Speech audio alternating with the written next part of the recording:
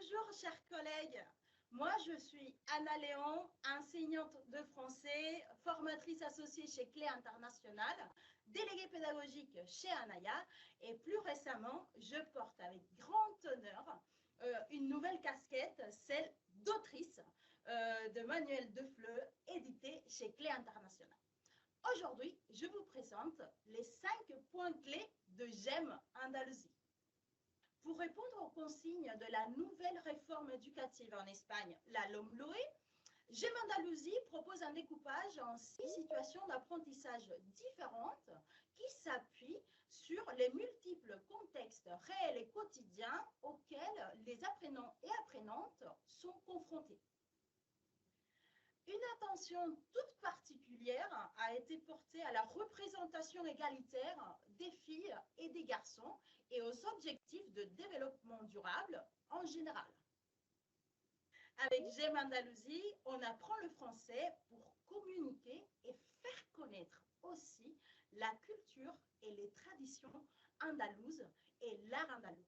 Et pour nous, c'est tout un privilège de pouvoir partager la richesse de notre région.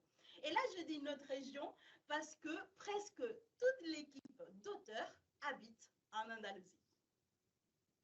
Avec GEM Andalousie, on aide les collègues dans leurs tâches d'enseignement. C'est pour ça que la méthode est accompagnée d'une programmation LOMLOE et des évaluations conçues selon les critères andalous.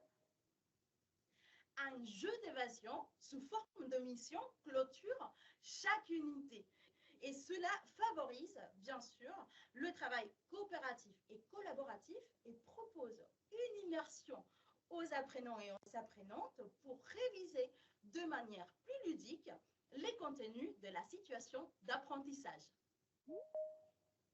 Chers collègues, j'espère vraiment que vous allez tout aimer de GEM et que vous allez prendre autant de plaisir à l'utiliser qu'on en a eu à la concevoir.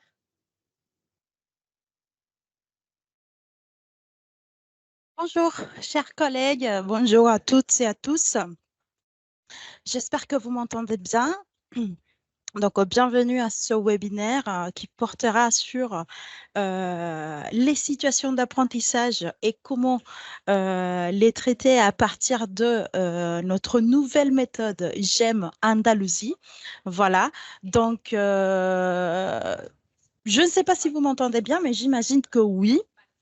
Donc, j'aimerais bien donner la bienvenue à notre intervenante, notre chère intervenante d'aujourd'hui, Élise Fayard. Élise, je ne sais pas si Bonjour, tu es Anna. là. Bonjour, C'est bon, tu bonjour. vois? Ah ouais, voilà, en fait, pour la petite présentation, ou grande présentation même. Donc, Élise Fayard, elle est enseignante. Elle est enseignante à Grenade. Elle est formatrice de formateurs. Elle est formatrice aussi labellisée TV5. Elle est formatrice du CEP de Grenade. Elle est vice-directrice de son institut, l'institut où elle enseigne le français. Et elle est vice-présidente de l'association de français Andogalia à Grenade. Voilà. Et donc, merci énormément. Merci Élise d'être aujourd'hui avec nous. Voilà, je sais que pour les collègues, ça va être super. Ça va être une super atelier, un super webinaire. Donc, voilà, juste une petite information pratique pour les collègues qui nous accompagnent aujourd'hui.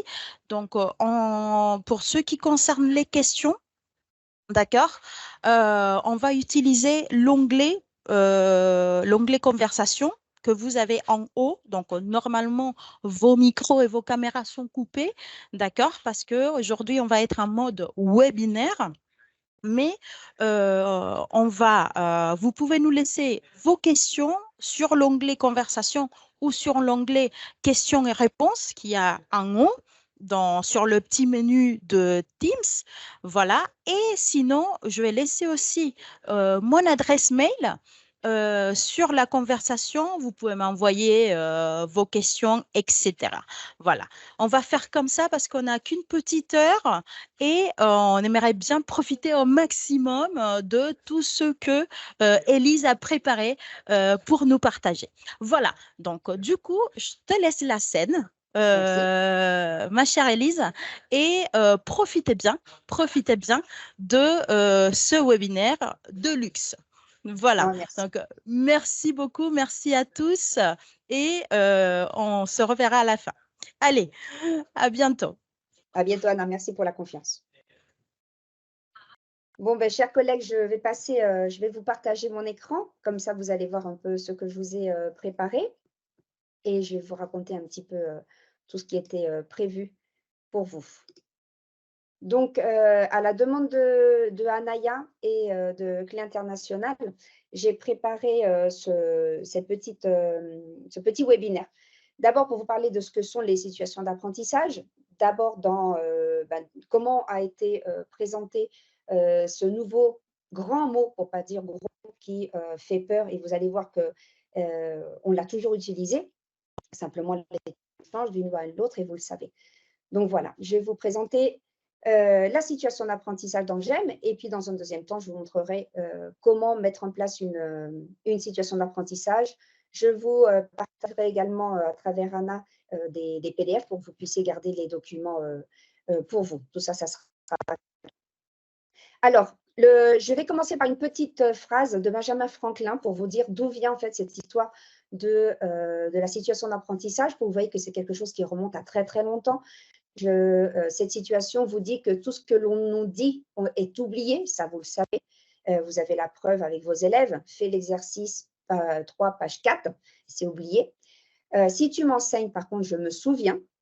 Et si tu m'impliques, j'apprends. Et là, j'ai mis en orange la phrase sur laquelle se base la situation d'apprentissage, qui est l'implication de vos élèves dans l'apprentissage. Alors, cette phrase-là d'Dale Carnegie développe encore plus et vous montre un peu plus en quoi consiste ce processus d'apprentissage. Tout est basé sur le côté actif. Il faut que nos élèves apprennent il faut que vous les impliquiez dans leur apprentissage pour que cette connaissance reste dans leur petite tête. Je me permets aussi de vous montrer le taux de retention qu'un apprenant a au bout de 2 semaines. Donc, vous voyez un petit peu à quel point rapidement les chiffres baissent.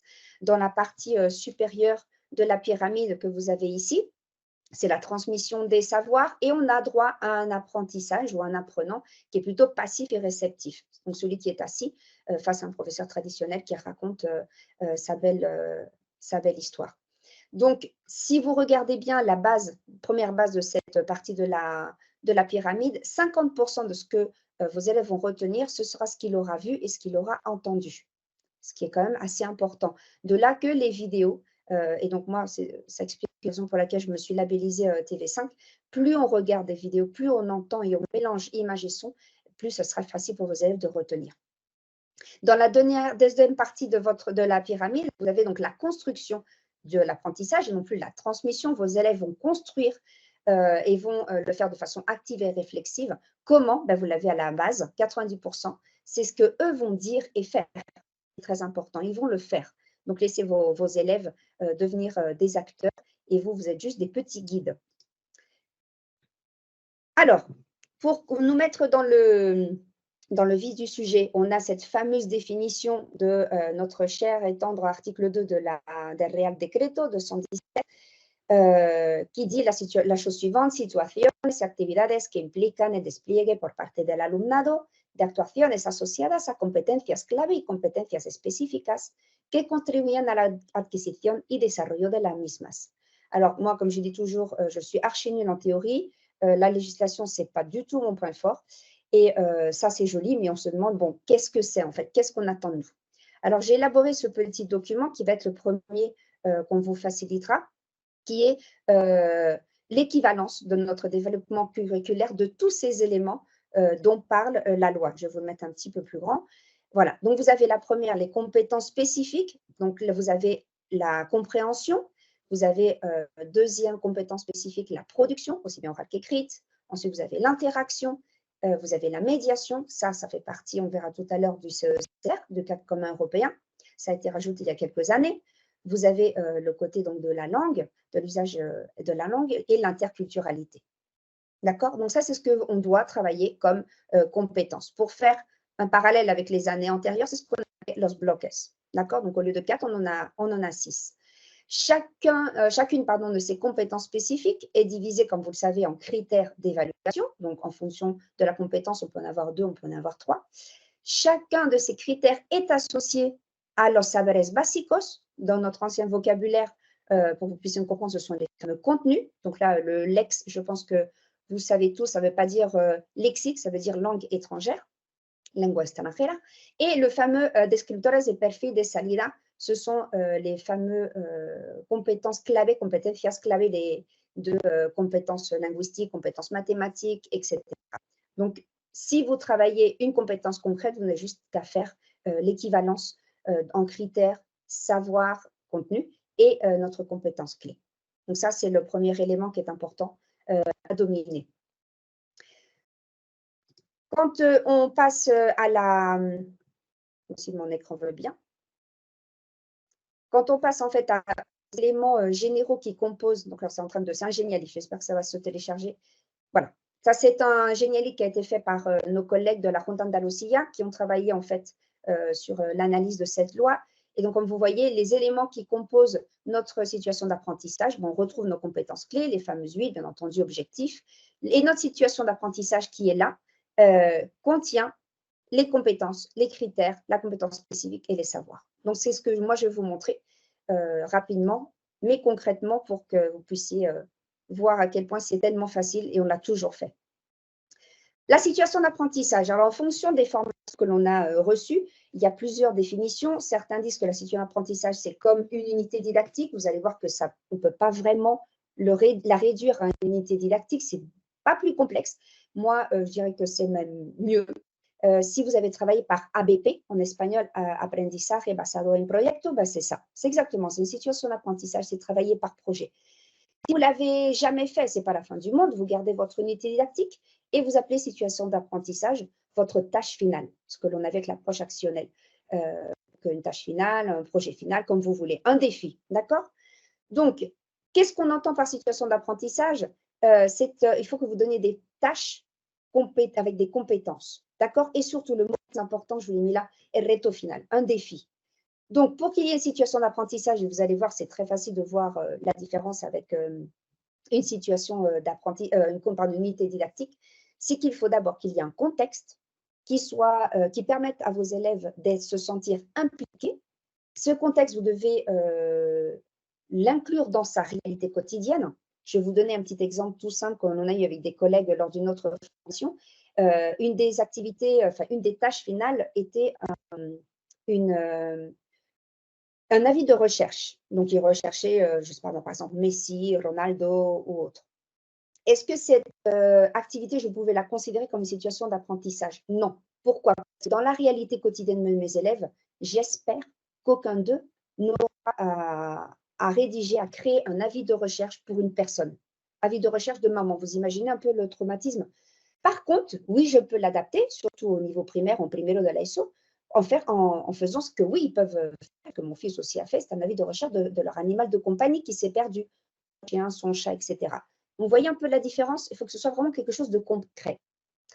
Une fois que vous avez ce contexte qui est ancré dans la réalité de vos élèves, vous allez vous baser sur leur centre d'intérêt, de là l'importance de l'évaluation initiale, plutôt que de faire des connaissances, de voir s'ils connaissent leur verbe ou leur vocabulaire, ça ne sert à rien, parce que nous, les premiers, après 3 mois de vacances, on a tout oublié. Basez-vous sur une petite fiche de renseignement, ce qu'ils n'aiment pas, quels sont leurs objectifs, qu'est-ce qu'ils veulent faire plus tard, et ça vous permettra de créer des activités beaucoup plus personnalisées. Ensuite, on aura donc le fameux défi, el reto, qu'on va travailler à travers l'apprentissage collaboratif, c'est-à-dire qu'on travaille par petite équipe. Le travail individuel est vraiment très, très limité. On travaille par binôme, de 4, de 3. Et bien entendu, il y a le passage, la transferencia, de tout ce que l'on a appris dans la vie réelle. Alors, tout ça, bien entendu, c'est idyllique quand vous avez des échanges. Les échanges scolaires, c'est ce qui permet de faire que toutes vos situations d'apprentissage, toutes vos unités didactiques soient concrètes et respectent cette nouvelle loi. Alors, pour faire le petit résumé, pour ceux qui se sont présentés comme moi en 2004, donc il y a 20 ans maintenant, au concours de las oposiciones, on avait conocimiento, procedimiento y actitudes, si je ne me trompe pas. Eh bien, c'est exactement ce que l'on retrouve aujourd'hui. Vous voyez, simplement, les mots ont changé. Donc, on parle de destreza, c'est toute la dimension actitudinale, comme la disposition, la voluntad del alumno, sus valores, el afecto. Ensuite, on a l'actitud, la dimension instrumentale. Donc là, ce sont toutes les opérations que vos élèves vont mettre en place pour résoudre les problèmes ou le défi que vous allez leur poser. Comment ils se relationnent entre eux dans un groupe, comment ils gèrent les activités, les recherches, comment ils mettent en commun, etc.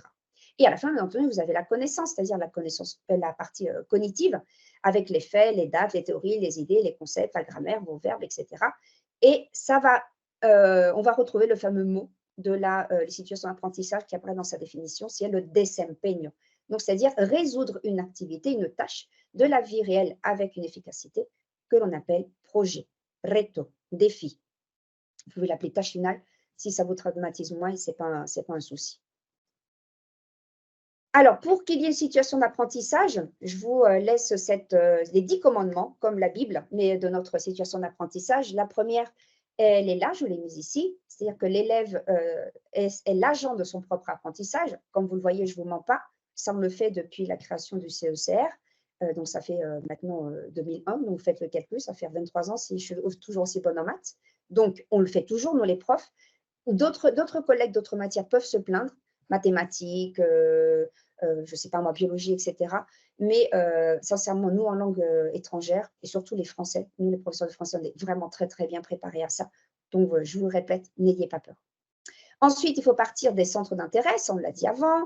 Ça, je ne pourrais malheureusement pas en parler, mais vous avez les principes del DOA, c'est facile, vous le faites depuis toujours, c'est-à-dire que si vous avez des élèves qui apprennent plus facilement avec du son, vous allez leur mettre plus d'oraux. Si vous avez un élève qui est dyslexique, vous allez adapter l'écriture de vos photocopies à un dyslexique, etc. Ça doit faire l'objectif de notre formation. Donc, vous laissez entre parenthèses. Bien sûr, on doit intégrer tous les éléments curriculaires, c'est un peu logique, mais bon, il faut le dire quand même. Il faut que, pour que ce soit une situation d'apprentissage, transmettre ces apprentissages, mais que ce soit l'élève qui le fasse. Il faut qu'il soit capable de résoudre de façon créative et collaborative votre défi. Les tâches que vous allez lui donner doivent être contextualisées et avoir une implication réelle dans son quotidien. Il faut aussi que cette situation soit planifiée avec des tâches, et c'est logique, qui vont de la plus simple à la plus complexe. Personne va commencer à nos élèves à faire au primaire ou en primaire le fameux passé composé. On va commencer par le présent de l'indicatif. C'est logique, mais je vous le rappelle quand même. On a des objectifs clairs et concrets et surtout, on prépare nos élèves aux défis du 21e siècle. Voilà, donc ça, c'est pour la partie théorique et on va voir comment ça se transforme par magie dans des situations d'apprentissage créées par GEM.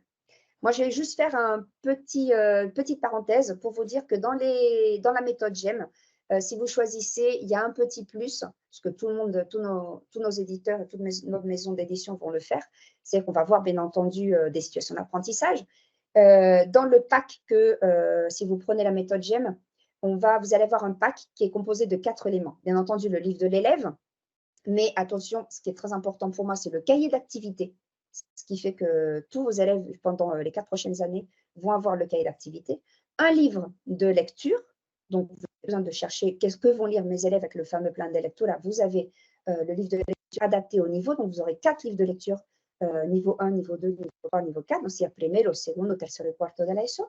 Et les élèves auront également un accès numérique avec un petit code qui leur permettra de se connecter en ligne. Donc voilà, je permettais aussi de vous le dire parce que c'est quand même important pour pouvoir faire votre choix cette année.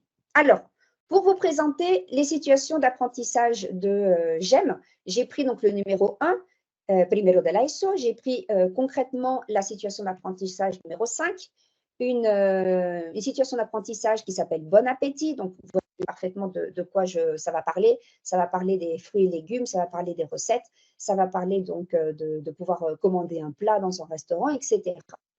Comment on va faire pour que cette fameuse unité ne soit pas… attention, quand je vais donner des exemples, prenez-le de façon ironique. Je ne vais jamais critiquer ce qu'on faisait avant, on faisait avec nos moyens et à une époque concrète. Donc, qu'est-ce qu'on faisait normalement? Moi, la première, surtout il y a très, très longtemps, quand j'ai commencé, c'était le fameux atelier des crêpes. Alors, c'est bien, mais il y a mieux.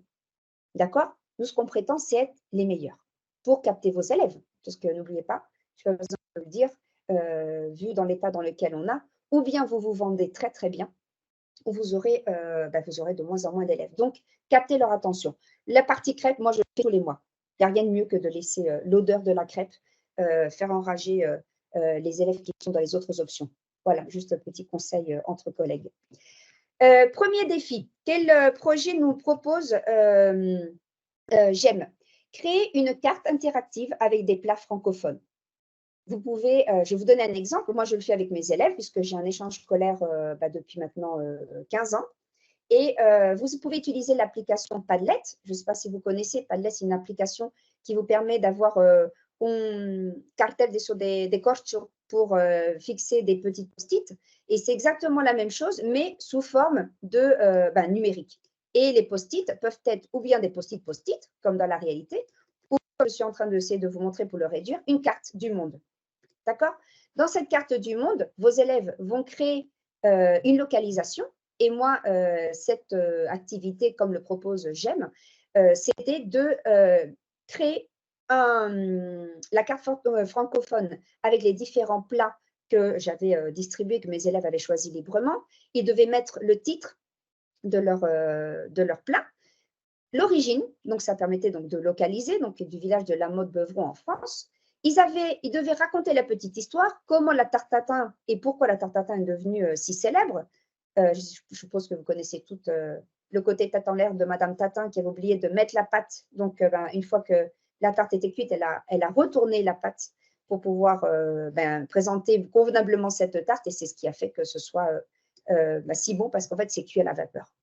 Voilà, j'espère que vous n'avez pas trop faim, c'est quand même 6h30. Autre détail qu'on leur demandait, c'était de rajouter la recette. Alors, si on clique ici, mes élèves avaient mis le lien de la recette. On voyait comment ils cuisinaient, comment ils mettaient en place. Et là, je l'ai effacé pour ne pas qu'il y ait la voix de mon élève. Je leur demandais également un petit audio pour pouvoir tout évaluer, la partie projet. Donc, voilà. Ce qui fait qu'une fois que l'on a créé cette carte, vous avez plein de petites localisations. Et ça, on peut l'envoyer à nos correspondants français pour qu'ils voient un peu comment nous, on voit la gastronomie francophone.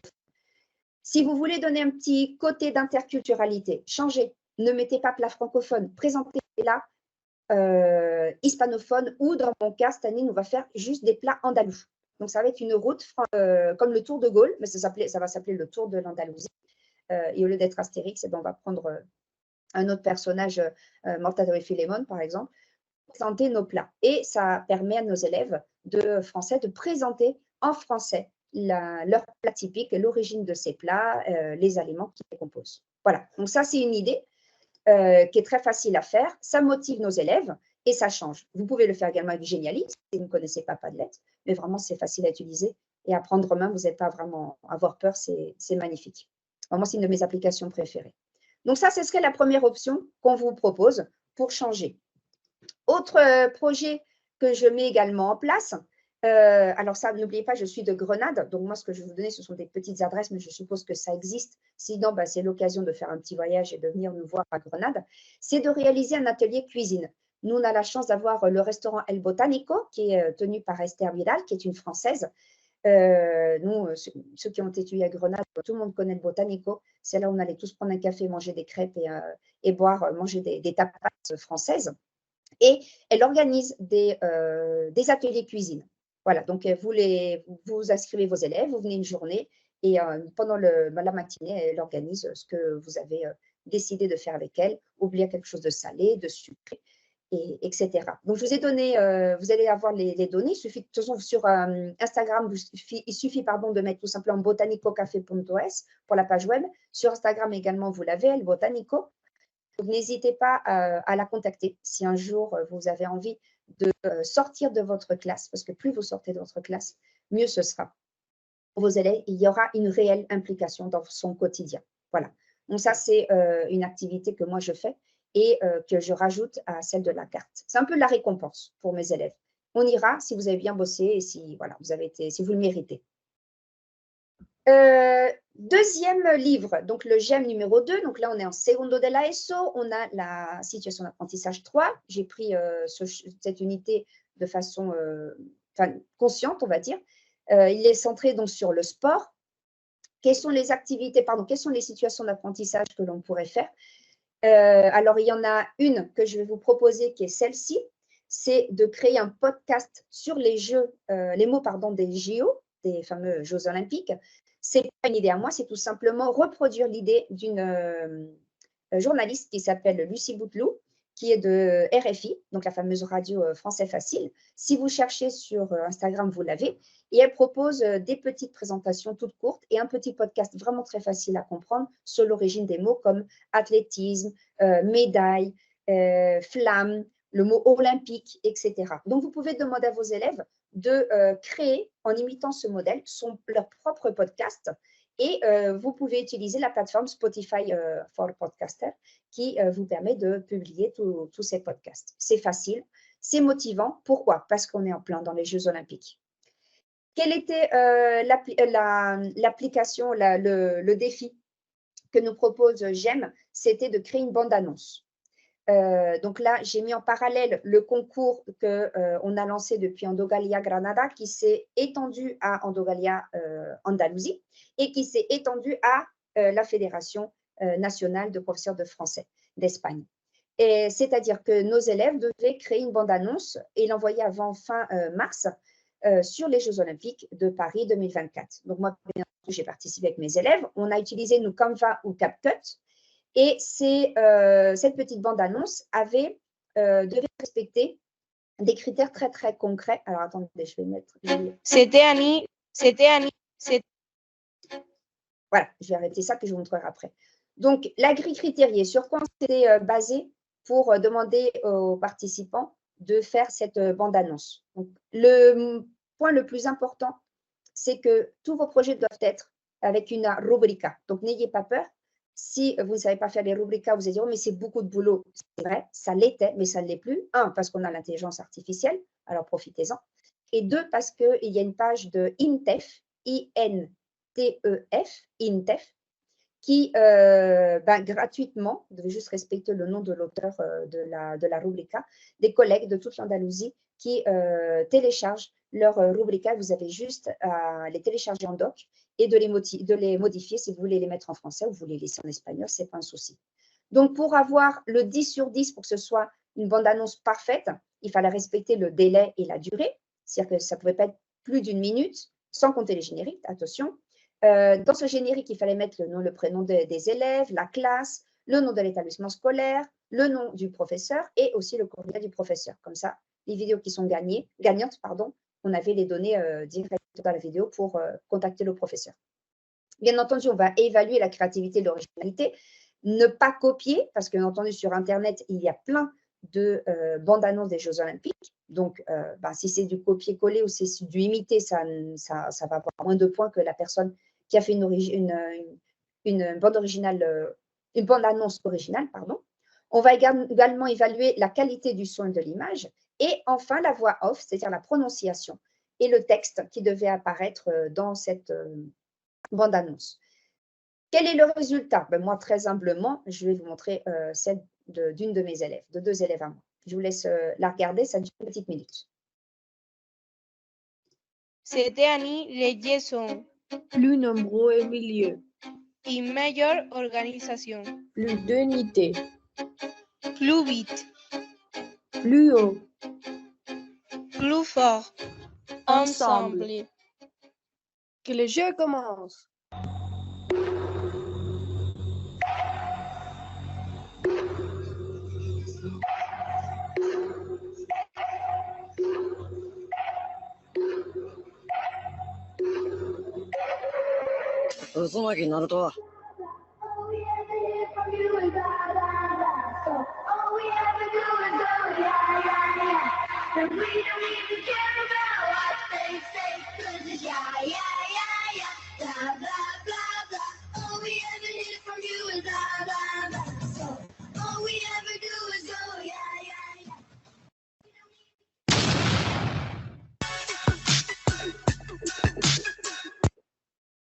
Voilà, c'était surtout pour vous montrer que les seules limites en fait que vous pouvez imposer à vos élèves, c'est vous.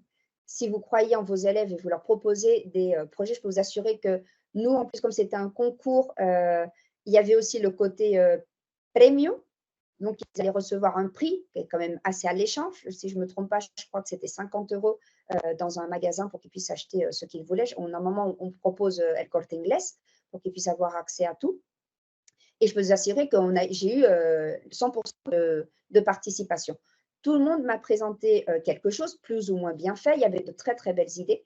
Et vous voyez, ben, voilà, ça donne ça, ce genre de choses. Et puis, ils sont contents, leur vidéo est envoyée, ils vont au moins participer et vous avez motivé vos élèves. Vous avez une fois de plus créé quelque chose qui est ancré dans leur réalité, parce que les Jeux Olympiques, c'est partout, annoncé partout, et surtout dans leur réalité à eux-mêmes. Donc, même pas 1 millimètre de leur petit visage, qui est « je vais participer à un concours organisé par les professeurs ». Voilà. Autre proposition. Pour le GEM numéro 3, donc de Tercero de la ESO, j'ai pris l'unité 3 qui s'appelle « Mon cher futur ». Cette unité traite de la maison, de l'environnement, mais dans le futur. C'est-à-dire comment seront nos maisons dans le futur, comment seront les villes du futur, et comment, en fait, toutes ces villes du futur doivent être écologiques. Alors, la proposition de GEM est très, très originale. Moi, j'avoue que c'est une des choses que je préfère et que j'adore, c'est préparer une capsule temporelle. Alors, vous avez 2 versions. Vous avez bien entendu la version réelle, qui est la version de acheter une petite boîte qui soit quand même hermétique si vous voulez vraiment la mettre en terre, et demander à vos élèves de mettre en fait tous les projets qu'ils ont comme vie du futur. Vous pouvez aussi le faire à l'inverse, c'est-à-dire que dans cette capsule temporelle, vu qu'on est en Tercero de la ESO, ils peuvent enterrer des objets, des lettres, tout ce qu'ils veulent, tout ce que vous leur aurez proposé pour leur moi du futur. Par exemple, si vous avez jusqu'en bachillerato, ce qui est merveilleux, c'est d'ouvrir cette capsule temporelle en segundo de bachillerato, el día de la graduación, et vous leur remettez en plus de leur banda, la orla, etc., la fameuse photo, vous leur offrirez ces objets, ces lettres qu'ils avaient préparées 4 ans avant. Et je peux vous assurer que ça leur fait plaisir parce qu'ils ne s'en rappellent même pas. Autre option, si vous ne voulez pas que ce soit matériel ou vous n'êtes pas sûr de revoir vos élèves ou pour une autre quelconque raison, vous pouvez le faire avec l'application que nous propose GEM qui s'appelle Time Jump, qui permet en fait de mettre virtuellement tout ce que l'on veut dans la nube. Et donc, vous pouvez mettre des liens, vous pouvez mettre des photos, vous pouvez mettre des vidéos, vous pouvez mettre des textes, tout ce qui vous passe par la tête et qui tient dans le numérique. Tout cela est mis dans un dossier, dans un dossier, en un archivo. Et vous demandez à vos élèves qu'ils vous donnent une adresse mail qu'ils vont utiliser dans au moins 4 ans. Donc, la plus utilisée est Gmail, ça marche toujours. Comme ça, dans le jour et à l'heure que vous avez fixé, vous allez avoir, vos élèves vont recevoir un mail où ils vont pouvoir accéder à ce dossier et découvrir tout ce qu'ils avaient préparé et gardé, non seulement pour eux, mais aussi pour leurs camarades. Donc là, pareil, vous pouvez le faire. Si vous voulez le faire, par exemple, dans un temps prolongé, je ne sais pas moi, dans 2 ans, dans 3 ans, vous le faites en fin d'année, pour la fin de Tercero de la ESO, et moi, vos élèves découvriront comment chacun va présenter son projet du futur. Ensuite, dans l'unité 6 du GEM4, dont on est en quarto de la ESO, je me suis centrée sur l'art. J'aime beaucoup l'art et je le fais travailler avec mes élèves. Je leur fais découvrir l'art, notamment quoi de mieux en bougeant. Donc, bien entendu, quand on a la chance d'aller à Paris, on va bien entendu au Louvre. Sinon, en Andalousie, on a de la chance d'être entouré de musées. On n'est pas obligé d'aller au Pompidou. On peut parfaitement le faire dans n'importe quel musée que l'on ait et l'adapter à la langue française. Quelle est la proposition ? Alors, je vais vous en donner 2. La première, c'est créer un livret de visite d'un musée parlant. En quoi ça consiste ? Vous donnez à vos élèves, donc là, ici, vous avez la photo de la Vénus de Milo, du Louvre. Chaque équipe aura une œuvre d'art. Donc, pareil, on les laisse choisir. Ils doivent préparer la présentation de cette œuvre d'art à la première personne. Donc, bonjour, je m'appelle la Vénus de Milo, j'ai été découverte en telle année sur telle île. Et pour que ce soit, donc ça, ainsi, comme ça, vous évaluez la partie écrite. Et pour la partie orale, moi, j'utilise Vocaroo. Je vais vous montrer tout de suite ce que c'est. Pour que mon œuvre d'art soit parlante, j'utilise cette activité qui permet, pardon, cette application qui permet d'enregistrer. Si on a besoin de faire une pause, on fait une pause et on reprend l'enregistrement et on stoppe. Si on clique ici, ça nous permet de réécouter pour savoir si l'enregistrement est correct. Donc ça oblige vos élèves à s'écouter et à s'assurer que c'est fait, que c'est compréhensible, sinon ça ne sert à rien. S'ils ne sont pas contents, ils cliquent ici et ils reprennent depuis le début. Si ça leur plaît, ils vont à guardar y compartir et là, la magie s'opère.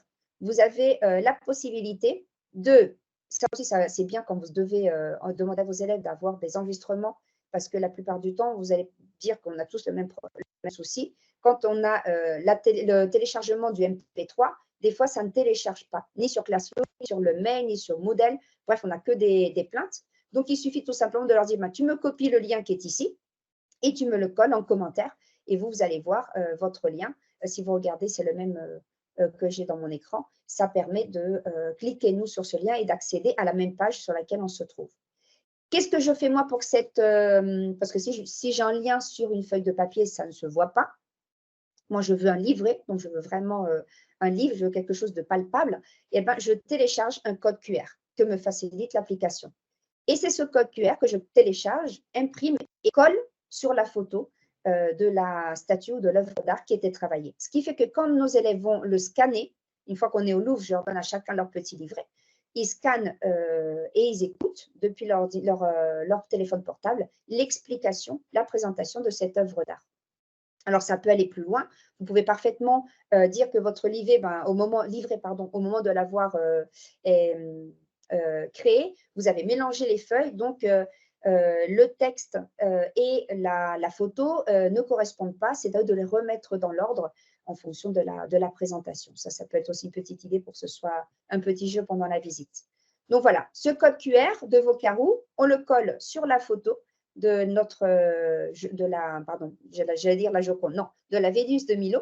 Et avec ces différentes images, avec le code QR, on crée notre livret. Derrière cette image, on imprime le texte, donc ce sera la transcription pour que les élèves qui ne comprennent pas, ou si la prononciation n'est pas parfaite, au moins qu'il y ait l'appui visuel. Vous avez également l'option de faire quelque chose complètement numérique. Et là, je vais vous proposer, surtout si vous êtes primero de l'ESO, vous allez avoir Chatterpix. Chatterpix est une application que j'adore. Ça s'appelle Chatterpix Kids. Donc, ça, prenez bien la version enfant qui est libre qui protège en fait les droits et les images de nos mineurs. Et ça permet de créer une image. Vous téléchargez la photo sur l'application, il dessine sur la bouche du personnage un trait et il y a un enregistrement vocal qui apparaît. Ils enregistrent leur présentation. Bonjour, je m'appelle la Vénus de Milo, je suis née en telle année sur l'île telle, etc. Et quand ils vont vous envoyer la vidéo, la bouche va s'ouvrir et se fermer en fonction de l'enregistrement. Petit côté négatif, depuis 2 ans, Chatterpix a réduit en fait l'enregistrement à 30 secondes. Ce qui fait que pour ce défi de Quarto de l'ESO, c'est peut-être trop court. Non, c'est même sûr, c'est trop court. Mais au moins, je voulais vous présenter cette application parce qu'en Primero de l'ESO, faire une petite présentation personnelle, faire un deuxième enregistrement pour la description physique, c'est drôle, c'est joli et ça change un petit peu. Et en plus, c'est gratuit et c'est protégé. Si vous voulez faire ce que je vous ai proposé, mais vraiment pour pouvoir enregistrer quelque chose de long, vous avez l'application Vitnose qui est ici et vous avez le même système. C'est-à-dire qu'on télécharge une photo, on dessine la bouche, on enregistre autant de minutes que l'on désire et on a la photo qui parle. Donc ça, ce serait une première option, créer un livret de visite d'un musée parlant. Autre option, et là pareil, comme je vous dis, vu qu'il faut que l'on ancre notre situation d'apprentissage dans la réalité, là je me suis basée sur un concours que fait l'Alliance française et sur une activité que moi je fais. C'est celui de créer une histoire à partir d'un tableau célèbre. Donc là, j'ai pris Dali avec la silhouette, comment ça s'appelle? Je ne sais plus, c'est pas La Muchacha a la Ventana, je crois que ça s'appelle. Et je leur demande que ça, c'est la photo de leur première couverture d'un livre. Quelles histoires ça peut leur inspirer? Et ils doivent me créer la 4e de couverture avec le résumé du livre, donc le résumé de leur histoire, qui est inspiré par cette photo. Alors, il y a plein d'idées, vous allez voir, vous allez vont parler de guerre, une amoureuse qui se languit pour son chéri. Il y a aussi la fille qui a perdu son père, qui était pêcheur, etc., etc. Et le concours de l'Alliance française qui a terminé hier, qui s'est clôturé hier, de l'Alliance française de Malaga, c'était créer la première page du livre. Donc, je l'ai adapté. Cette première page du livre doit être rédigée en fonction de ce que inspire ce tableau. Et là, vous avez tout. Vous voulez que ce soit une expression orale, on revient en arrière, vous prenez le vocabo et vous demandez à vos élèves de lire correctement avec le ton et l'intonation ce chapitre qu'ils ont créé. Comme ça, vous avez tout. Donc ça, utilisez l'art comme élément déclencheur, c'est ce que je vous ai mis ici. Alors, comment on doit créer, nous, en tant que professeurs, ou personnaliser une situation d'apprentissage? GEM nous en propose des milliers. Vous avez bien vu, il y a également des jeux d'évasion à fin de chaque unité qui vont vous permettre également d'évaluer. Vous n'avez pas besoin de faire des examens. D'ailleurs, je vous conseille de ne plus faire d'examens et de faire des jeux d'évasion, ceux qui ont été créés justement par Analeon que vous aviez avant, à la fin de chaque unité, pour pouvoir évaluer de façon ludique vos élèves. Ils doivent tout savoir, tout connaître pour pouvoir résoudre des énigmes. Mais au moins, c'est un jeu. Et là, vous entrez dans ce qu'on vous demande dans la situation d'apprentissage qui s'appelle la gamification. Voilà. Alors, moi, je vous propose ces étapes. Alors, je vous rappellerai juste que ces étapes, c'est ma façon de fonctionner dans mon cerveau. Moi, je suis incapable de partir de la théorie, c'est-à-dire de nos lois, et de créer une situation d'apprentissage. Donc, moi, je vais partir du centre d'intérêt de mes élèves, c'est-à-dire tout ce qu'ils aiment, quelque chose qui puisse réveiller leur motivation, capter leur attention pendant tous les mois à venir et toute la situation d'apprentissage. Je vais leur proposer un défi. Parfois, j'en ai plusieurs en tête, donc je peux leur laisser choisir. Je peux les laisser choisir, pardon. Ou bien on vote. Voilà, c'est le projet le plus voté.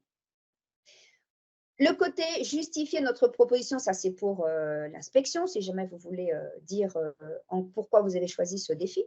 Et moi, je passe à la création de mes activités et de mes ressources. Donc, là, c'est moi, et je vous expliquerai, ne vous inquiétez pas, les 6 types d'activités. Quelles ressources TIS je vais utiliser ou pas, vous n'êtes pas obligé de le faire. Quoique, c'est quand même conseillé de faire que la tâche finale ait une petite touche numérique. Après, je vais me centrer là sur la loi. C'est-à-dire, une fois que j'ai créé toutes mes activités et je sais ce que vont faire mes élèves, je regarde ces activités, à quel objectif elles correspondent, à quelles compétences, à quels critères d'évaluation et à quel contenu concret. Et une fois que j'ai fait ça, je passe à l'évaluation. D'accord? Donc, tout ça, c'est joli. Vous allez me dire, c'est encore de la théorie. Ne vous inquiétez pas.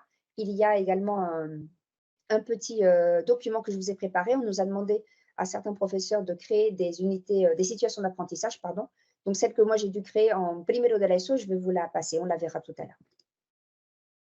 Alors, les différentes activités que l'on a pour créer une situation d'apprentissage, on l'a toujours fait. Simplement, les mots vont changer. Donc, n'ayez pas peur. Et en plus, c'est quelque chose de très logique. Première étape, c'est ce qu'on appelle l'étape de motivation. Je vais vous donner un exemple. Si vous demandez à vos élèves, vous savez que vous allez commencer, je ne sais pas, mais on va prendre quelque chose qu'on sait où nos élèves vont être bloqués. La lecture d'un livre. Peu importe que ce soit Le Petit Prince, dont je suis fan, le fait de dire « on va lire », vos élèves, vous les avez perdus. Donc, vous pouvez tout de suite vous oublier la participation et la motivation de vos élèves. Et vous l'avez perdu dès le début, juste en disant « vamos a leer ». Non, c'est raté.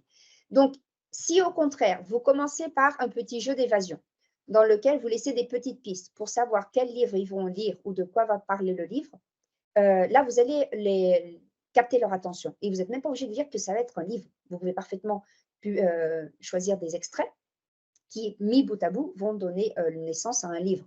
Mais ne dites jamais le mot livre. Donc, éveiller la curiosité de vos élèves, les motiver pour leur donner envie d'apprendre. Et quand je dis apprendre, je dis aussi participer, d'accord, et qu'ils aient envie de relever le fameux défi que vous allez leur lancer. Donc là, on retrouve les 4 éléments basiques de l'apprentissage que nous propose un collègue espagnol, Juan José Vergara, qui s'appelle la table de l'apprentissage, la mesa del aprendizaje. Donc, il y a 4 pattes, donc il y a 4 éléments. La première, ça va être le curriculum. Ce sont donc toutes les normes éducatives, donc tout le blablabla, tout ce qu'on n'aime pas et tout ce qui est totalement, on va dire, abstrait. On a les émotions. Plus vos élèves sont motivés plus il y aura de l'émotion créée et plus on apprendra, ils apprendront plus facilement. Les émotions, en fait, facilitent l'apprentissage, ne l'oubliez pas. Ça va aussi faciliter, troisième pied de la table, ce sont les relations et les coopérations, parce qu'on a dit qu'on allait apprendre de façon coopérative. Et on a l'action. Vos élèves vont apprendre en faisant. Donc, si vous respectez la motivation et ces 4 éléments, vos élèves os van a seguir hasta el infierno.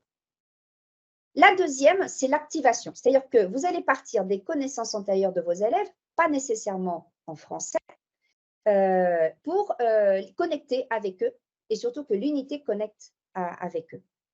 Alors, ça paraît logique, mais voilà, il faut quand même le dire que là, c'est là que vous avez recours à des petits exercices, des petits jeux, des petites vidéos, un petit audio, un petit texte qui permet de recréer des connaissances et de réactiver les connaissances pour qu'ils puissent savoir qu'ils connaissent déjà quelque chose et à partir de ces connaissances, on va créer une nouvelle connaissance, on va aller au-delà. Exemple, qu'est-ce que je peux vous donner comme exemple? Si je vous demande de retenir des villes comme Paris, Madrid, tout ça, c'est merveilleux. Par contre, si on commence à donner des villes un peu plus compliquées, on va dire, pas compliquées dans le sens où si on donne avec des villes, par exemple, de Russie, je ne sais pas, d'Afghanistan, d'une ville un peu perdue en Amérique du Sud, ça va être compliqué de les apprendre si vous ne les connaissez pas. Justement, c'est là la différence. Vos élèves vont avancer plus facilement si vous parlez de Paris, de Madrid et de, je ne sais pas moi, et de Bruxelles, au lieu de parler de villes qu'ils ne connaissent pas, et là, ils vont être totalement perdus. Numéro 3, là, vous avez l'exploration, c'est-à-dire que là, vous allez mettre en place avec vos élèves des activités qui vont leur permettre de manipuler des documents. Donc là, on retrouve des audios, on retrouve des compréhensions, on retrouve des petits problèmes à poser. Ça, c'est le cœur, on va dire, de l'activité, des activités telles qu'on les connaît depuis toujours. Donc, vos élèves observent et réalisent des exercices de tout type. Numéro 4, ce qu'on appelle la structuration. Là, c'est, faut être sincère, l'étape qu'on préfère, on aime tous, nous les profs.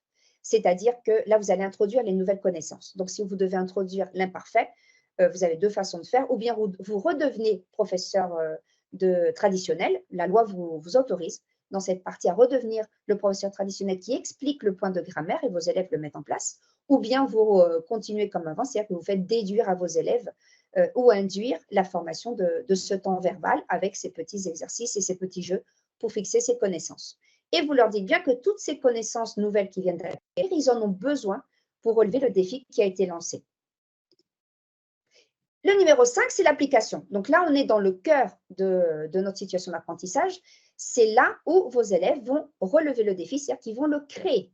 Donc, tout ce que je viens de vous dire, le fameux podcast sur les mots des Jeux Olympiques, la fameuse œuvre parlante, ça, c'est là où vos élèves vont faire le travail en groupe, en classe. Donc, n'oubliez totalement le fait de corriger, de leur demander de faire des productions écrites à la maison.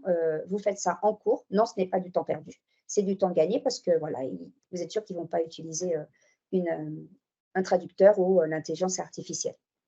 Une fois qu'ils ont créé ce projet et qu'ils vont le relever, vous, bien entendu, vous allez le corriger et il va y avoir une évaluation et surtout le plus important, c'est là où on retrouve le côté ancré dans la réalité. Il faut que ce soit diffusé. Il faut que tout ce que vous fassiez en cours avec vos élèves, il faut le montrer aux autres.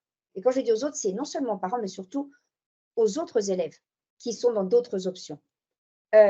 S'ils voient qu'ils vont partir à Malaga pour aller au ciné du festival de Malaga et qu'en plus, ils vont rester parce qu'à côté du ciné, il y a une crêperie et qu'ils vont passer l'après-midi à visiter Malaga, le musée de Picasso ou le musée de Pompidou et qu'en plus, ils vont pouvoir les faire trempette dans la mer, mais eux, ils ne peuvent pas parce que comme son de robotica, pues no pueden ir. Ben, c'est ça. C'est en fait, c'est mettre la cerise sur le gâteau et cette cerise, ça s'appelle le français. Si tu es avec moi en français, tu vas faire ce genre d'activité ancrée dans ta réalité. Donc, si vous diffusez tout cela sur les réseaux sociaux de votre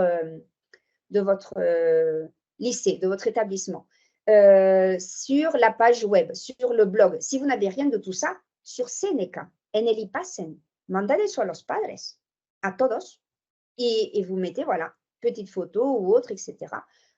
moi, dans mon établissement, on publie tout ce que l'on fait sur les réseaux sociaux. En story, ça marche énormément. Voilà. Donc, ça, c'est l'ensemble d'une unité, d'une situation d'apprentissage. Et voilà le fameux document qu'on m'avait demandé de créer sur qu'est-ce qu'une situation d'apprentissage, quels sont les éléments qu'il a… Alors, il faut que je mette un petit peu plus grand, sinon vous n'allez pas voir grand-chose. Voilà. Alors, vous avez dans le premier point, donc le type d'activité. Donc là, on est dans la motivation, on a besoin de 2 séances. On a le type de tâche et comment j'ai regroupé mes élèves. Quels critères je vais évaluer? Quels outils digitaux utiliser? S'il n'y en a pas, ben je dis, il n'y en a pas. Et après, dans la dernière colonne, ce que l'on appelle la evidencia, c'est-à-dire quel matériel, qu'est-ce qui est palpable pour que je puisse évaluer mes élèves. Tout est évalué. Comme j'ai mes élèves, hasta pestañear, lo tengo evaluado. Todo. Pourquoi? Pour qu'ils voient qu'en fait, leur note ne dépendra pas d'un examen final puisqu'il n'y en a pas. Ça dépendra non seulement du projet final, mais de tout ce qu'ils font en cours. Donc, j'ai toujours ce qu'on appelle las escalas de valoración, c'est-à-dire une petite échelle que vous connaissez tous, c'est-à-dire que vous avez très bien fait, bien, assez et nul. Donc, voilà, il n'y a pas de point intermédiaire. Ou bien on a un 10, ou bien on a un 8, ou bien on a un 5, ou bien on a un 0. Voilà, ça, ce sont un peu les tranches que l'on peut avoir. Donc, en quoi consistait cette situation d'apprentissage qui est la première? Donc là, je vous ai passé ce que je fais moi avec mes primeros de la ESO. On commence avec un escape room qui s'appelle Enquêtons sur notre prof. Comme ça, ils découvrent qui je suis, comment je m'appelle, quel âge j'ai, où j'habite, pourquoi une Française est perdue dans la montagne de Corollos Vega en pleine Grenade alors qu'elle est de l'île de la Guadeloupe. Et bien, tout ça, ils le découvrent grâce à des petites épreuves qui leur permettent de réviser tout ce qu'ils ont vu en primaria. Donc, les chiffres, les prénoms, comment tu t'appelles, quel âge tu as, tout. Et ça, je le fais pareil, bien entendu, une fois que j'ai parlé avec mes collègues maestras et maestros de mes écoles primaires, je reprends les éléments qui je sais qu'ils contiennent et qu'ils comprennent pour réviser tout cela. Et ces énigmes, en fait, leur permet d'ouvrir un cadenas digital parce que la porte de ma classe est fermée, j'ai perdu les clés. Et voilà, pour pouvoir rentrer, il faut qu'ils aient le code. Et une fois qu'ils rentrent dans leur classe, j'ai pour chaque petit élève sur leur table un petit cadeau qui les attend. Ça peut être gastronomique, donc ne vous inquiétez pas, je connais mes élèves, j'ai leurs fiches, donc je sais parfaitement qui est allergique et qui n'est pas allergique. Et ceux qui sont allergiques ont un autre petit cadeau personnalisé, mais avec une touche de français. Donc, genre des carambars, des petits écoliers, des palais bretons, tout ce qui me tombe sous la main et que je ramène de France. Ensuite, on a une activité donc de la telaraña pour qu'ils puissent se présenter. Une valise, ça c'est la partie production écrite. Là, oui, par contre, comme je veux savoir comment ils écrivent, ça c'est individuel. Dans la partie d'activation, on fait un jeu qui s'appelle les cartes de visite. Pareil, c'est individuel. Et après, on passe au groupe binôme et au groupe classe. On a une interaction. Donc là, c'est le fameux jeu de rôle. Ils se posent des questions entre eux pour pouvoir se présenter tels qu'ils apparaissent dans la personnalité que j'aurais donnée de la carte de visite antérieure.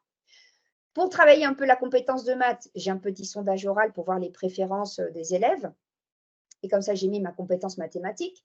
On a un jeu collaboratif, cherche quelqu'un qui, par exemple, aime le chocolat, déteste les légumes. Il faut qu'il bouge dans la classe, qu'il note le nom de l'élève. Ça commence à être individuel et c'est correction groupe classe.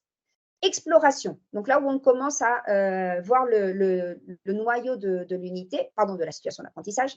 On a une compréhension orale avec une interaction. Donc, on a eu un élève qui s'appelle Romain, qui est de La Réunion, qui a été en immersion linguistique dans notre établissement. On reçoit énormément d'élèves, non seulement francophones, mais aussi internationaux. On a des Italiens, des Français, des Slovaques, de Finlande, qu'est-ce qu'on a eu aussi de Prague, etc. Donc, tout ça se fait que nos élèves se prêtent au jeu pour participer à ce genre d'interaction.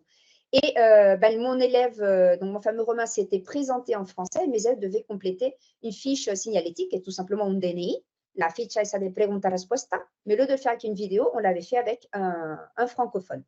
Et ils devaient poser les questions pour pouvoir compléter leur DNI. Donc, il y avait nom, prénom, date, âge. Donc, quel est ton nom? Quel est ton prénom? Tu as quel âge? Tu es né en quelle année? Etc. Ça leur permettait de remplir cette carte.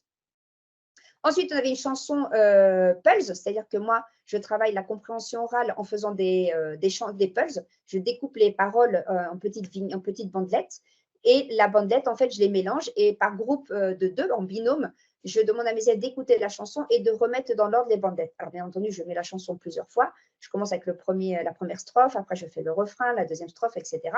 Ça leur permet de trouver des solutions et des petites tactiques. Et vous allez voir que si vous le faites, vos élèves vont se partager les bandelettes et ils vont se centrer juste sur le premier mot ou le dernier mot de chaque vers, sans s'en rendre compte.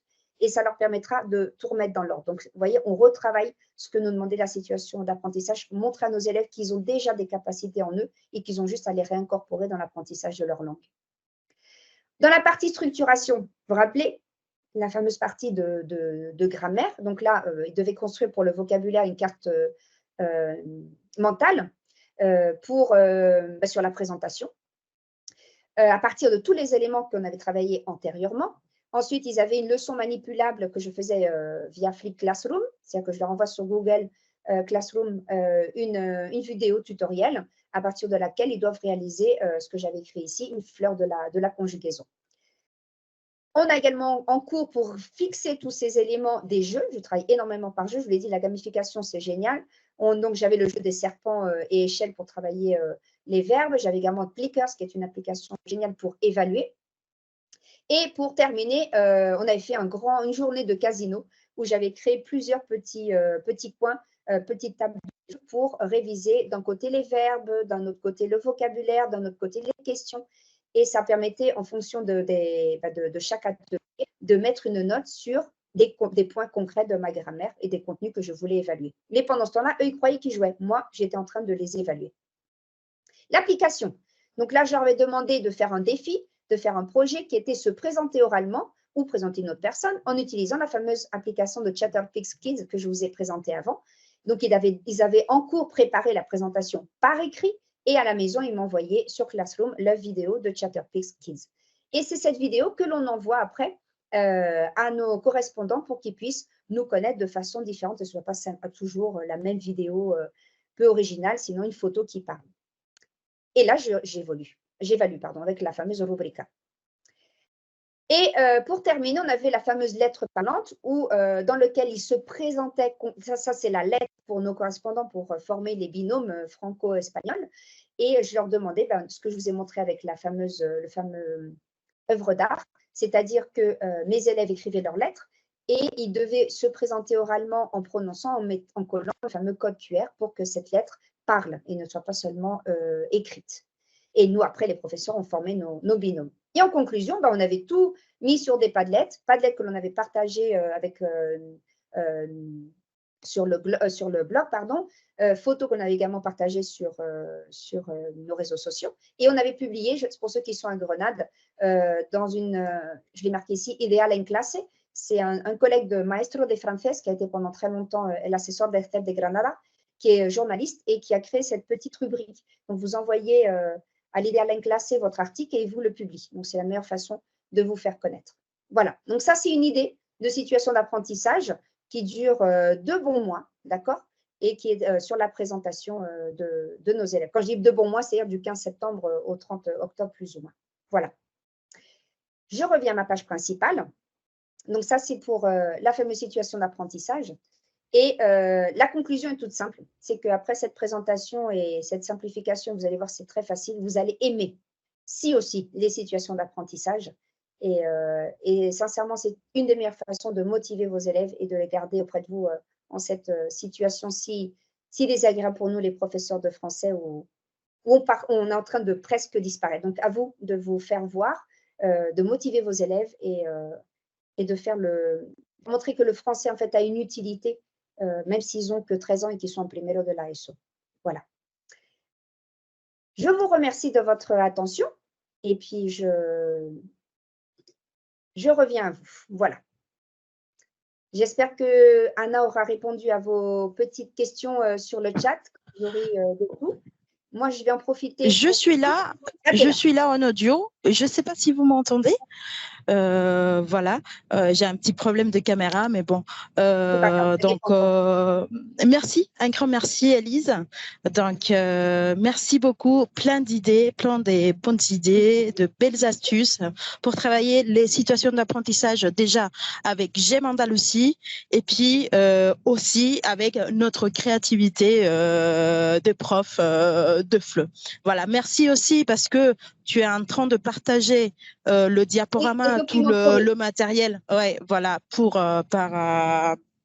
par chat, donc là dans l'onglet conversation. Et je répète que si vous êtes intéressé à avoir plus d'informations sur la méthode GEM Andalousie, vous pouvez nous écrire. J'ai mis mon mon adresse mail en fait sur l'onglet conversation, mais je répète, c'est aleon.m@cga.es.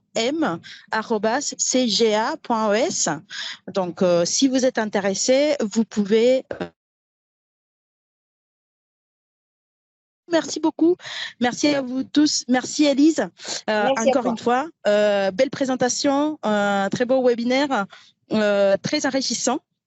Ça fait plaisir de voir notre GEM Andalousie vivre à travers les mains d'une enseignante de français si passionnée. Voilà, donc merci beaucoup. Merci merci à tous les participants et j'espère qu'on se reverra une prochaine fois. À bientôt et bonne soirée à vous tous et toutes. Merci à tous. Au revoir, bonne soirée.